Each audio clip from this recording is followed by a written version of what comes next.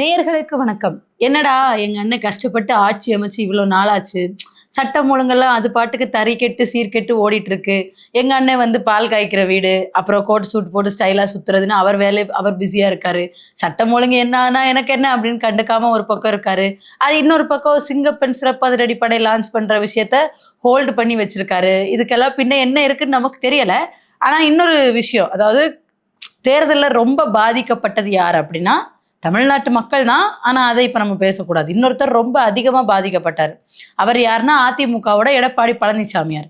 அன்னையில இருந்து மனுஷன் ஹெட்லைன்ல வர ஆரம்பிச்சவர் இன்னைக்கு வரைக்கும் ஹெட்லைன்ல வந்துட்டே இருக்காரு. தேர்தல் ரிசல்ட்டு அது முடிஞ்சு கொஞ்சம் பிரச்சனைகள், எல்லாரும் ஓரளவுக்கு நார்மல் ஆயிட்டாங்க. ஆனா இப்ப வரைக்கும் ஏன்டா என்ன இந்த பாடுபடுத்துறீங்கன்ற அளவுக்கு டெய்லி ஹெட்லைன்ஸ்ல வர அளவுக்கு டெய்லி நியூஸா வந்துட்டே இருக்கு அதிமுகங்கிற கட்சியை பத்தி. அது ஒரு பொன்விழா கண்ட திராவிட கட்சி.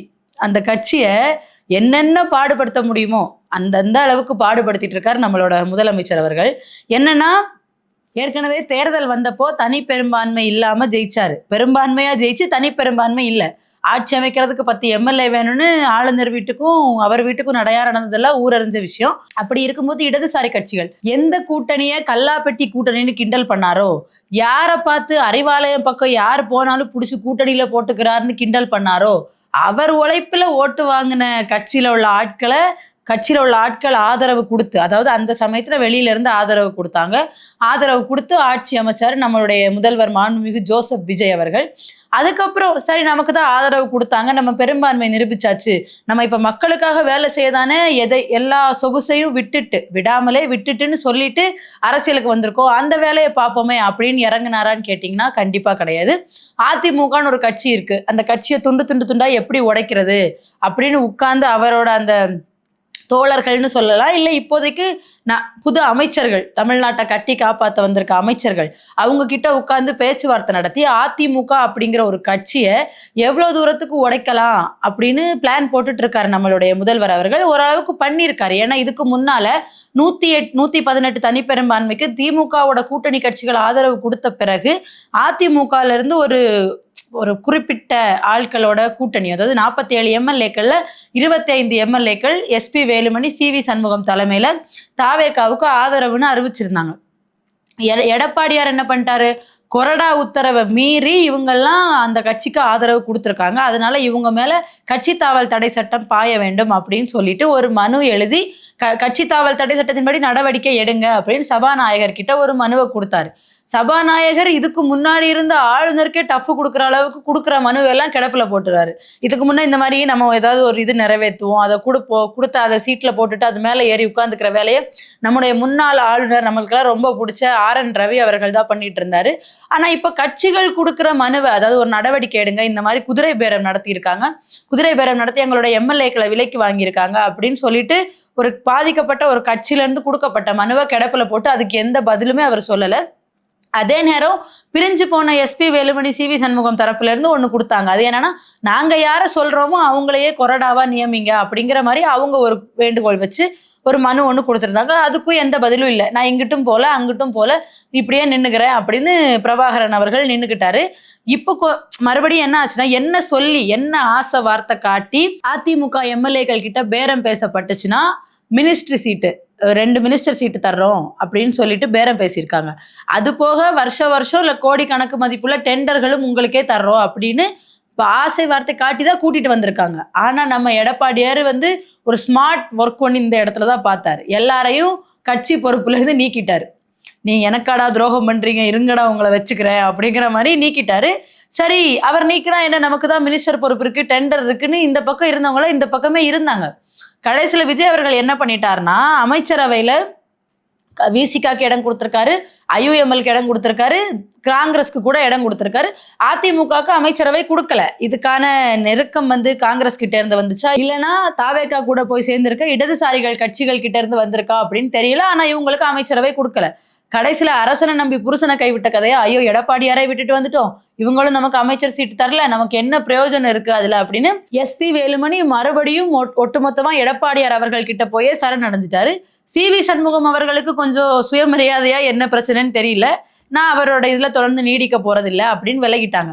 சரி, பிரச்சனைகள் சுமூகமா முடியுதே, இப்படியே போகுமா அப்படின்னு நினைச்சிட்டு இருக்கும்போது திடீர்னு அதிமுகல இருந்து 3 எம்எல்ஏக்கள் பதவியை ராஜினாமா பண்ணிட்டு 4 எம்எல்ஏக்கள் நாள் 3 எம்எல்ஏக்கள் சேர்ந்தாங்க. ஒருத்தங்க பேர் வந்து மரகதம் குமாரவேல், மதுராந்தகம் சட்டமன்ற தொகுதி, அப்புறம் ஜெயக்குமார் அவர்கள், அப்புறம் சத்யபாமா. இவங்க 3 பேரும் ஒரே நாள்ல, அதாவது ஒன்னாவே பதவியை ராஜினாமா பண்ணிட்டு தலைமை செயலகத்தை தாவேகாவோட கட்சி அலுவலகமா மாத்தி அங்க வந்து கட்சியில இணைஞ்சாங்க. இதுக்கு பல பேரும் கண்டனங்கள் தெரிவிச்சாங்க. அது தலைமை செயலகம், அங்க வந்து இப்படி பண்ணக்கூடாது, அது உங்க கட்சி அலுவலகத்துல பண்ண வேண்டிய வேலை, இல்லைன்னா உங்க ஆபீஸ்ல பண்ணிக்கோங்கட்டாங்க. ஆனா கேட்கல. மறுபடியும் அடுத்த நாள் இசக்கி சுப்பையா அப்படிங்கிறவர் பதவியை ராஜினாமா பண்ணிட்டு அதே மாதிரி தலைமை செயலகத்திலே தாவேகால இணைகிறார். இவங்கெல்லாம் சொல்ற ஒரு காரணம் என்னன்னா, இந்த அதிமுகல இருந்தா வெறும் எம்எல்ஏவா தான் இருக்க முடியும், எங்களால எங்க தொகுதி மக்களுக்கு எதுவும் செய்ய முடியாது அப்படின்னு சொல்லிட்டு ஒரு காரணத்தை வச்சிருக்காங்க. இப்ப நமக்கு வர்ற கேள்வி என்னன்னா, அப்படின்னா விஜய் அவர்கள் அவரோட கட்சியில இருக்கிற எம்எல்ஏக்களுக்கும் அமைச்சர்களுக்கும் மட்டும்தான் அந்த திட்டங்களுக்கு நிதி ஒதுக்குவாரா? மற்ற கட்சிகள்ல இருக்கிற எம்எல்ஏ ஏதாவது கோரிக்கை வச்சா, என் தொகுதி மக்களுக்கு இது தேவை அப்படின்னு கோரிக்கை வச்சா விஜய் அவர்கள் அதை கண்டுக்காம விட்டுருவாருன்னு சொல்ல வரீங்களா? இது ஒரு பக்கம் இருக்கு. இன்னொரு வார்த்தை சொன்னாங்க என்னன்னா, இவங்க சேரும்போது 15வது நாள் ஆட்சி அமைஞ்சு 15-16வது நாள்ல இந்த 15 நாள்லயே அம்மாவோட ஆட்சியை விஜய் அவர்கள் கிட்ட பார்த்துட்டோம் அப்படின்னு சொன்னாங்க. அம்மாவோட ஆட்சினா என்ன, A1 ஆட்சியா, பழிவாங்கும் நடவடிக்கைகள் மட்டுமே நடக்கக்கூடிய ஆட்சியா நமக்கு தெரியல. அந்த கேள்வியுமே நம்ம முன் வைக்கிறோம். இப்படி எல்லாம் போயிட்டு இருக்கும்போது எடப்பாடியாருக்கு இன்னும் கோபம் வந்துருச்சு. அதாவது ஆல்ரெடி நாங்க ஒரு மனு கொடுத்துருக்கோம், என்னன்னா கட்சி தாவல் தடை சட்டத்தின் மீது நடவடிக்கை எடுக்கணும். அது மேலேயுமே எந்த விதமான சொல்யூஷனுமே நீங்க எங்களுக்கு கொடுக்கல. ஒண்ணு. இன்னொன்னு, இப்போ எஸ்பி வேலுமணி டீம் வந்து முழுக்க இவங்க கூட சேர்ந்ததுக்கு அப்புறமா அந்த மனுவை நீக்க கூறி இன்னொரு கோரிக்கை சபாநாயகர் கிட்ட வச்சிருக்காங்க. அதுவுமே அப்படியே இருக்கு.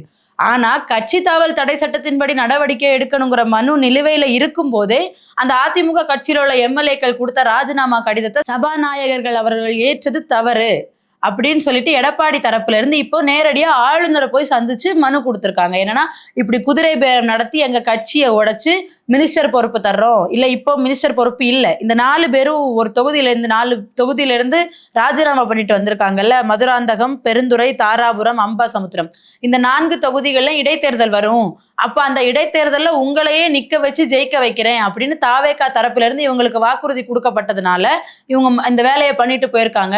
இவங்க மேல நீங்க நடவடிக்கை எடுக்கணும், குதிரை பேரம் நடத்தி தான் இந்த கட்சியை வளர்க்கிறாரு விஜய் அப்படின்னு எடப்பாடி தரப்புல இருந்து கம்ப்ளைண்ட்கள் போயிருக்கு.